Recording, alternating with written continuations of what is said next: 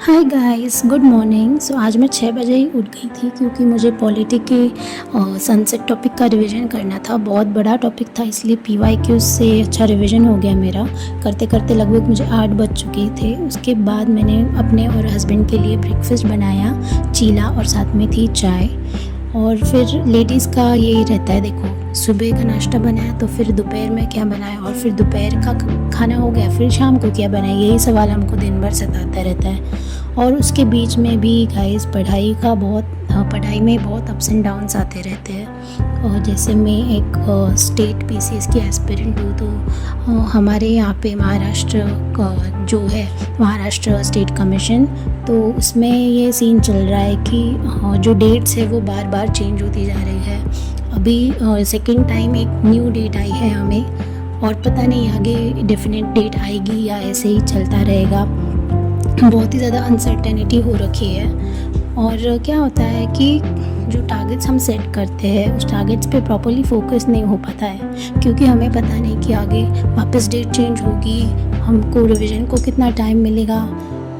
और फिर इसके बीच में पढ़ाई तो साइड में रह जाती है, पर टेंशन ज़्यादा आता है कि पता नहीं अभी क्या होगा। ऊपर से इलेक्शंस का सीन चल रहा है, तो उसकी वजह से भी शायद ये हो रहा है कि डेट्स बहुत आगे पीछे हो रही है। और यहाँ पे गाइज थोड़ा मेरा कैमरा का फोकस चला गया था, सॉरी उसके लिए। पर देखते हैं अभी क्या होता है। अभी एस्पिरेंट्स के साथ तो ये सब चीज़ें होती ही रहती है ना। जब हमने पढ़ाई शुरू की थी, मतलब मैंने तो 2021 में पढ़ाई शुरू की थी, तभी हमको तैयार रहना चाहिए कि आगे ये सब चीज़ें होने वाली है। इतने रिस्क रहते हैं जब हम ये लाइफ चूज़ करते हैं। गवर्नमेंट जॉब पाना इतना भी आसान नहीं है। कोशिश कर रहे हैं अभी ट्रैक पे रहने की और पढ़ाई पे और कंसंट्रेट करने की। फ़िलहाल मेरा यही टारगेट है कि मैं अपना जो पुराना रूटीन मैंने बनाया था, पुराने टारगेट्स थे, उसी को कंप्लीट करूं। डेट चाहे कितनी भी फ्लक्चुएट होती रहे। उसके साथ में मैं ये भी ट्राई कर रही हूँ कि घर के काम में कम फोकस और अपनी पढ़ाई में ज़्यादा फोकस करने का, क्योंकि जो हाउसवाइफ्स है जिनकी शादी हो गई है वो अच्छे से जानती है कि पढ़ाई और काम दोनों बैलेंस करना कितना मुश्किल होता है हमारे लिए। और मेरी केस में ऐसा है कि मेरे हस्बैंड मुझे बहुत सपोर्ट करते हैं, मेरे मम्मी पापा भी बहुत सपोर्ट करते थे, लेकिन हर किसी के साथ ऐसे नहीं होता है। बहुत सारी लड़कियां हैं जो इतनी बहादुर है कि कोई सपोर्ट ना करता उनको, लेकिन वो फिर भी अपनी पढ़ाई कंटिन्यू कर रही है, काम करके पढ़ाई बैलेंस कर रही है साथ में, ऊपर से जॉइंट फैमिलीज़ में रह के। तो मैं उनको कहना चाहूँगी कि आप बहुत अच्छा कर रहे हो, अपनी पढ़ाई ऐसे ही चालू रखो और डीमोटिवेट मत होना। आप अपने घर वालों को समझाएं कि आप मेरी जो विश है, मेरा जो सपना है, उसको थोड़ा सा पूरा करने में थोड़ी सी मदद कीजिए। आप जब उनको पढ़ाई करते हुए दिखेंगे, जब आपके मार्क्स ज़्यादा आने लगेंगे, तो इवेंचुअली वो भी समझ जाएंगे। जब आपकी पोस्ट लगेगी तो वो भी समझ जाएंगे कि हाँ, आप सच में कुछ कर सकते हो। तो गिव अप नहीं करना है गाइस। और मैं क्या बोलूँ, हमने जब ये एस्पिरेंट्स लाइफ चूज़ की थी, उसी टाइम पे हमको पता होना चाहिए कि चाहे कितनी भी मुश्किलें आए, डेट्स फ्लक्चुएट हो जाए, एग्ज़ाम्स कैंसिल हो जाए, पेपर लीक हो जाए, लेकिन हमको हमारी पढ़ाई नहीं रुकानी है।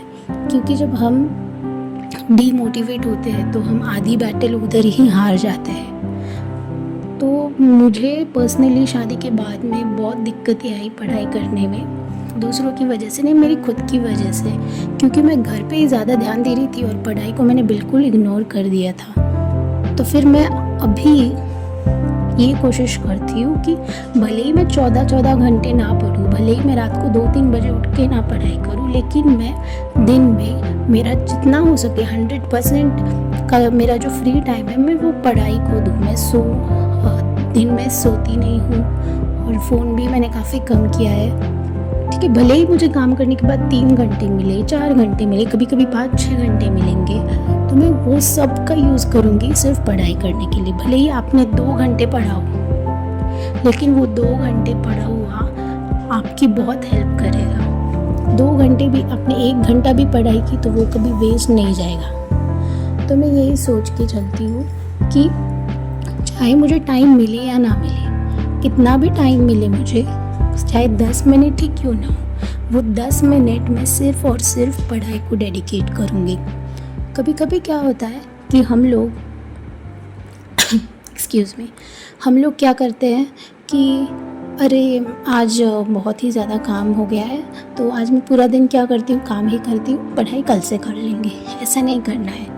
देखिए मेरी जो बहनें हैं, जो हाउसवाइफ है, आप घर का कितना भी काम कर लो, आप बूढ़ी हो जाओगी। आप अपनी मम्मियों का हाल देखिए, सासू जो आपकी सासू माँ है उनका हाल देखिए। उन लेडीज़ ने अपना पूरी लाइफ अपनी सिर्फ घर के कामों में लगा दी है। आप देखिए उनका हाल, लेकिन कोई पूछता नहीं है, कोई बोलता नहीं है, कोई आपके गले में मेडल नहीं ला के देता है कि वाह आपने पूरा लाइफ घर का काम किया है, ये लो आपका अवार्ड। तो घर का काम थोड़ा सा जो है उस पर कम फोकस करके पढ़ाई पे फोकस करें। देखिए ये आपके करियर में अच्छा होगा, आपका करियर अच्छा होगा तो आपके हस्बैंड की भी हेल्प हो जाएगी, आपके घर की जो क्या बोलेंगे परेशानियां हैं या जो सिचुएशन है, जो कंडीशन है, वो काफ़ी इम्प्रूव हो जाएगी। आपके बच्चों को एक अच्छी लाइफ मिलेगी। इसके लिए आपको कुछ पहाड़ नहीं तोड़ने हैं, सिर्फ एक जगह बैठ के पढ़ाई करनी है। और मैं बोलती हूँ ना कि आप अपने खुद के दुश्मन होते हो, बाहर के लोग आपके दुश्मन नहीं होते। जब आपने डिसाइड किया कि मुझे ये करना है तो आपको खुद की भी नहीं सुननी है। कभी आपको लगा कि नहीं यार आज रहने देते, तो नहीं, खुद की नहीं सुननी है। आप खुद को रोकिए मत, आप खुद को मोटिवेट कीजिए। चलो आज मुझे आलस आ रहा है तो मैं क्या कर लेती हूँ, अभी CSAT कर लेती हूँ या मैथ्स या GK पढ़ लेती हूँ, पर पढ़ाई से हटना नहीं है। एक बार आपने पढ़ाई का हाथ छोड़ दिया, फिर बाद में पढ़ाई में मन लगना बहुत ही मुश्किल हो जाता है गाइस। और आपने अगर तय किया है तो ये करना है, तो वो पूरा होने तक करते ही रहिएगा, भले ही आप उसको कितना भी कम टाइम दे पाए, लेकिन 100% करना है अपना, ठीक है। तो यही मैं चाहती थी मेरी फर्स्ट लॉन्ग वीडियो में बोलना। आप भी प्लीज़ मेरे साथ अपने एक्सपीरियंसेस को शेयर कीजिए, क्योंकि मेरा भी शादी के बाद बहुत पढ़ाई करने का जो टाइम है वो भी काफ़ी कम हो चुका है। कभी कभी बहुत डीमोटिवेटेड हो जाती हूँ, तो आपके कमेंट्स पढ़ के, एक्सपीरियंसेस पढ़ के मुझे भी बहुत अच्छा लगेगा, इनकरेजमेंट मिलेगी मुझे। और अगर आप जानना चाहते हो कि मैं स्टेट पीसीएस की तैयारी कैसे कर रही हूँ, मेरी स्ट्रैटेजी क्या है और मेरी बुक लिस्ट, कुछ भी आप जानना चाहते हो तो प्लीज़ नीचे कमेंट कीजिएगा। मैं ज़रूर आपके क्वेश्चंस को आंसर करूँगी। मुझे गेट कीपिंग करना पसंद नहीं है, मतलब जो चीज़ मुझे मालूम है या जो चीज़ें मेरे पास है वो दूसरों को अगर मैं दूंगी तो मेरा नॉलेज और बढ़ेगा, तो मुझे भी अच्छा लगेगा आपके साथ शेयर करने में। मैं क्या बुक्स यूज़ करती हूँ, क्या टेक्निक्स यूज़ करती हूँ, आपके कुछ टेक्निक्स हो तो आप मुझे बता सकते हो, मुझे भी उससे फ़ायदा होगा। जब हम साथ में मिलके पढ़ेंगे, एक दूसरे को मोटिवेट करेंगे, एक दूसरे का हाथ पकड़ के चलेंगे, तब भी जो हमारा मिशन है, किसी का UPSC हो सकता है, किसी का PCS हो सकता है, उसमें हमें सक्सेस ज़रूर मिलेगी। और गाइज़ मैं और क्या बोलूँ, मतलब जो सबसे स्ट्रॉन्ग इंसान होता है ज़िंदगी में वो आपको खुद ही बनना पड़ेगा, ठीक है। कोई आके आपको बोलेगा नहीं कि यार स्ट्रॉन्ग बन जा, ये हो जा, वो हो जा, मैं तेरे लिए इतना सिलेबस कवर करता हूँ, ये आपको कोई नहीं बोलेगा। आपको खुद को वो चीज़ करनी है ना। भगवान ने ये ज़िंदगी आपको दी है, मतलब आप खुद उसके मालिक बन जाओ। मैं ये नहीं कह रही हूँ कि जो सपोर्ट नहीं कर रहे या फैमिली से आप लड़ाई झगड़ा कर दो और मनमानी करने लगो, नहीं, लेकिन प्यार से जो चीज़ें हो सकती है वो लड़ाई करने से नहीं होती है।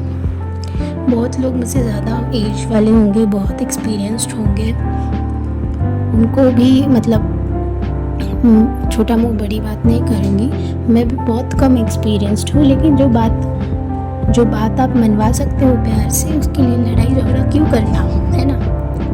तो पोलाइटली अपने घर वालों को समझाए। और सबसे बड़ी बात जो है ना वो आलस है। मैंने अभी पहले कहा था कि हम खुद ही अपने जो है दुश्मन होते हैं, और आलस हमारा सबसे बड़ा शत्रु है, ऐसा भी बोलते हैं। मेरे बचपन से ही मुझे ना सोना बहुत पसंद था, मतलब अभी भी है। तो मुझे क्या हुआ कि जब घर पे थी मम्मी पापा की, तो मेरी बहन हेल्प करती थी काम में, मम्मी हेल्प करती थी, तो इतना काम नहीं होता था। और उसके बाद में जब शादी हो गई तो सब काम अकेले करने पड़ने लग गए। तो मैं घर का काम करके ही मैं इतना थक जाती थी कि मुझे बाद में एनर्जी ही नहीं बचती थी कुछ और काम करने की। सो मैं क्या करती थी, मुझे एक बहुत बुरी आदत लग गई थी कि ना घर का काम होने के बाद में दोपहर को कोई घर पे नहीं रहता था, आराम से सो जाती थी। पढ़ाई तो बिल्कुल भी नहीं होती थी। शाम को वापस उठेंगे, शाम की स्नैक्स और फिर डिनर, वापस सो जाएंगे, वापस वही रूटीन।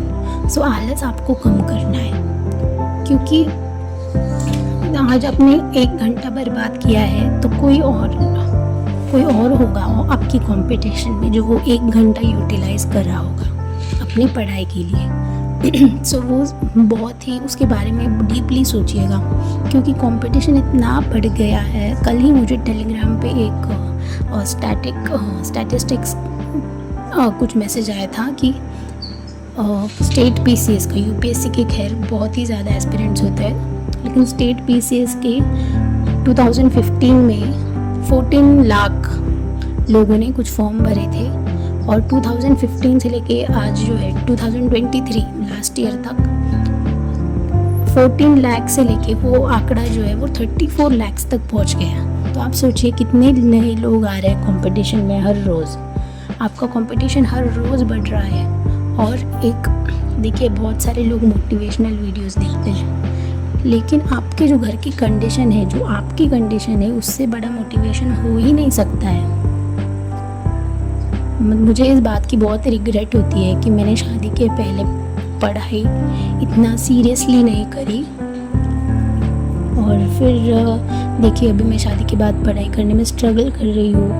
यही बड़ा मोटिवेशन है मेरे लिए कि मेरे मम्मी पापा ने जो मुझे किया, इतना बड़ा किया है, इतना पढ़ाया है, वो वेस्ट नहीं जाना चाहिए। आज तो उनकी एज 50 के भी आगे जा चुकी है, फिर भी उनको काम करना पड़ रहा है। तो सबसे बड़ा मोटिवेशन वही रहता है हमारे लिए, वही रहना चाहिए कि जो मम्मी पापा ने हमारे लिए दुनिया से लड़े हैं, इतना बड़ा किया है, उनका जो एफर्ट्स है वो वेस्ट नहीं होना चाहिए। बाहर की मोटिवेशनल वीडियोस मत देखिए, उसका कुछ फ़ायदा नहीं है। वो सिर्फ 1 मिनट की रील देख के आप 5 मिनट मोटिवेट हो जाओगे, उससे ज़्यादा नहीं टिकेगा। और अगर आपको मोटिवेट होना है तो डेली अपने फैमिली मेम्बर्स के साथ बात कीजिए, जिनसे आप प्यार करते हो, उनके लिए कोई चीज़ करने में आपको बहुत सेटिस्फैक्शन मिलेगी। तो ये जो पढ़ाई आप कर रहे हो वो आप डेडिकेट करो उनको, है ना। तो ये था, मेरे कुछ फ्रेंड्स हैं नहीं इतने कि जिनके साथ मैं इतना बात कर पाऊँ। और शादी के बाद तो मम्मी पापा हमसे कुछ उनके प्रॉब्लम शेयर नहीं करते हैं, हम भी उनसे शेयर नहीं कर सकते उनके प्रॉब्लम्स की उनको कुछ टेंशन ना आ जाए। तो आप ही लोग मेरी बहनें हैं, आप ही लोग मेरे फ्रेंड्स हो, इसलिए मैं आपके साथ मेरी जो मन की बातें हैं मैंने आज शेयर की है। आप प्लीज़ कमेंट करके मुझे बताइए आप क्या चैलेंजेस फेस कर रहे हो। अगर मेरे लायक कुछ क्वेश्चन है कि मैं आपको कुछ हेल्प कर पाऊँ, थोड़े से भी, एक छोटा सा भी कुछ हेल्प कर पाऊँ आपको, तो मुझे ज़रूर बताइएगा।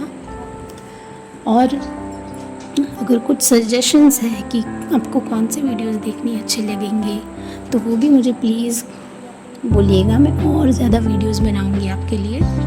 और एक बात और मुझे पूछनी है आप लोगों से कि मुझे ये जानना है कि ऐसे कौन कौन से मेरे व्यूअर्स हैं जो हाउसवाइफ है और उसके साथ में वो पढ़ाई कर रहे हैं। क्योंकि जब हमको पता चलता है कि सामने वाला बंदा और आप सेम कैटेगरी में है, कैटेगरी एज इन मतलब सेम कंडीशन में है कि शादी हो चुकी है, उसके बाद में पढ़ाई कर रहे हैं, कि हमें लगता है कि वाह हमारे जैसे भी कुछ लोग हैं, मतलब जो दोनों ही हैंडल करके चल रहे हैं। कुछ हाउसवाइफ तो ऐसी होती है कि बच्चे भी होते हैं और ओल्ड लोग रहते हैं घर में, बूढ़े लोग, तो उनकी बहुत सी ज़रूरतें होती है। वो भी संभाल के पढ़ाई करती है, कुछ लेडीज़ जॉब करके पढ़ाई करती है। मतलब मैं तो उनको सल्यूट करती हूँ। आपका जो जिस मोटिवेशन के साथ, जिस भी मोटिवेशन के साथ आप ये कर रहे हो, आप बहुत स्ट्रांग हो।